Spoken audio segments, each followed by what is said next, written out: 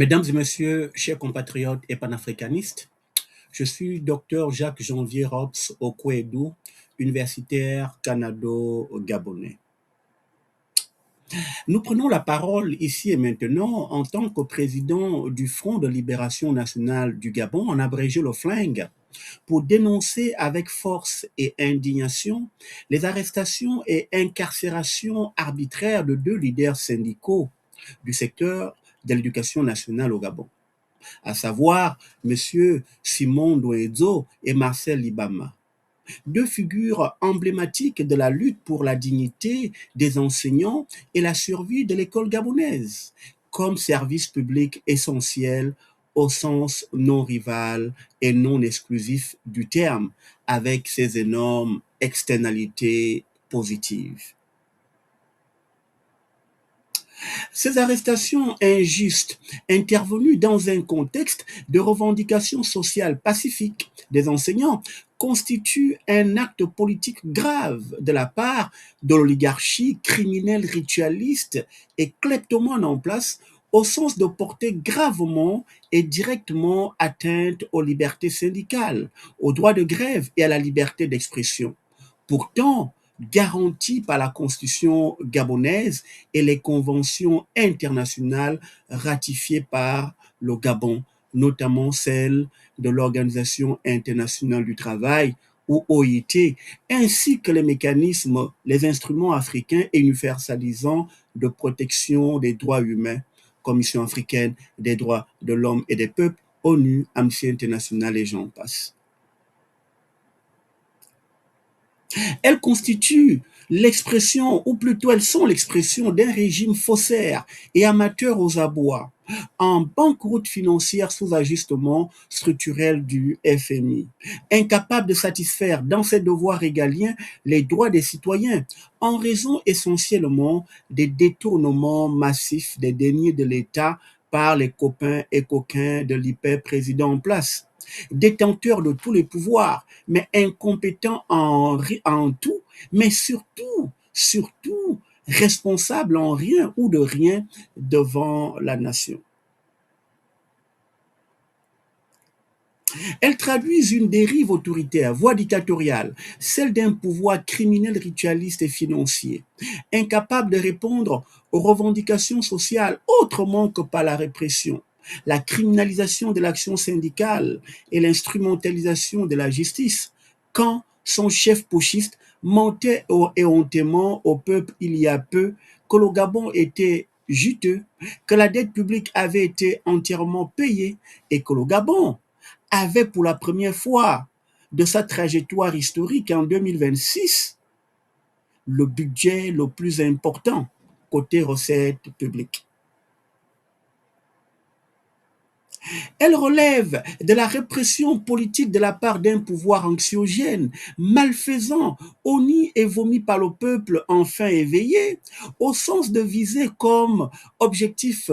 machiavélique la neutralisation de la colère populaire, de la contestation sociale légitime d'un lilliputien peuple maintenu volontairement dans une misère abyssale, l'intimidation des enseignants et l'étouffement du droit syndical, l'attaque contre tous les travailleurs et citoyens debout, la menace dans un cadre plus holistique de toutes les libertés fondamentales durement acquises depuis les pseudo-indépendances du Gabon. Elle caractérise une faute politique, morale et historique majeure de la part du régime kakistocratique et malveillant en place, au sens de chercher, dans son mépris du peuple, à briser la résistance sociale, en frappant stupidement, en humiliant et inintelligemment des leaders charismatiques syndicaux qui alertent sur les problèmes du secteur éducatif gabonais, en lieu et place de les résoudre, comme il a récemment fait, le chef putschiste, fait récemment avec la hausse substantielle des fonds de souveraineté de la présidence, plus de 156 milliards de francs CFA. L'augmentation inique et ou abjecte du nombre de parlementaires et de généraux dignes d'une armée mexicaine, ainsi que de leur rémunération et autres traitements, quand l'éducation, la santé et le logement, qui sont les secteurs de valorisation du capital humain d'un pays aspirant au développement social, sont laissés pour compte et se meurent avec les classes populaires. Mesdames et messieurs, chers compatriotes et panafricanistes, les leaders syndicaux Simon Doezo et Marcel Libama n'ont commis aucun crime, si ce n'est celui d'avoir défendu l'école gabonaise et la dignité des enseignants, celui d'avoir parlé au nom des enseignants de leurs syndicats, SAEG et SOS Éducation, dans le cadre de la revendication de meilleures conditions de travail et de vie, de la revalorisation des salaires, de la régularisation des situations administratives de leurs membres, de la dénonciation de l'abandon de l'école gabonaise, du refus de l'indignité humaine, de la misère et de l'injustice sociale dans un pays pourtant béni des dieux, au sens de disposer d'incommensurables ressources naturelles.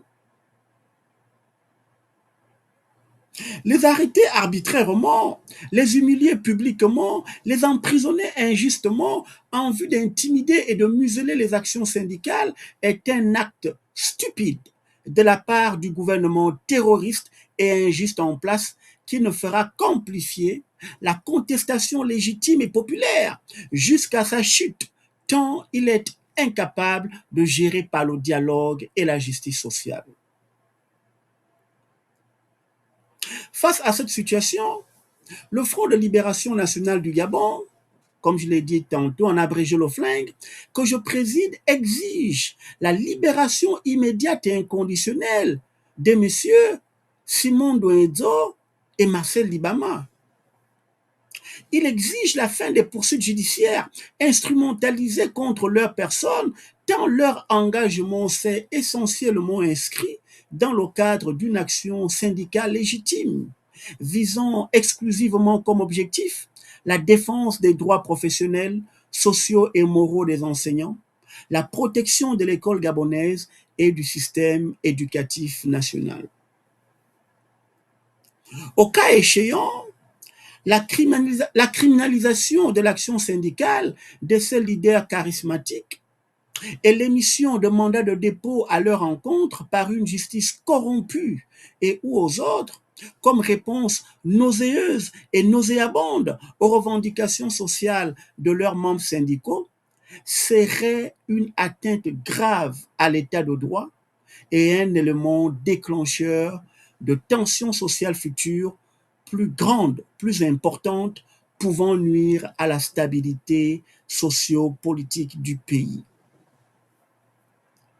Face à cet environnement délétère, le flingue demande aux autres syndicats du secteur public de se lever comme un seul homme en vue de braver la peur, de poursuivre très durablement et très durement le mouvement de grève tant que ces deux dignes et vaillants leaders syndicaux ne sont pas libérés et que leurs revendications sociales ne sont pas totalement satisfaites. C'est le tout ou rien. De défendre les droits et libertés individuelles et collectifs durement conquises avec les pères fondateurs de notre pays, que sont Germain Mba, Joseph Renjambe, Simon Yunaba, Pierre Mambundu et j'en passe. D'ores et déjà, le flingue s'est fait violence en saisissant des organisations internationales, OIT, Commission africaine des droits de l'homme et des peuples, ONU, Amnesty International, et en mettant en œuvre des mécanismes régionaux et internationaux de protection des droits humains afin d'accélérer la libération des dignes et charismatiques leaders syndicaux que sont Simon Doezo et Marcel Libama. Au niveau national, le flingue demande au peuple gabonais, lourdement appauvri par la malveillante gouvernance et la kleptomanie de l'oligarchie antidémocratique et antidéveloppementale en place, à entrer dans des mouvements plus importants de revendication sociale. Tant le Gabon est un pays très riche, mais très mal géré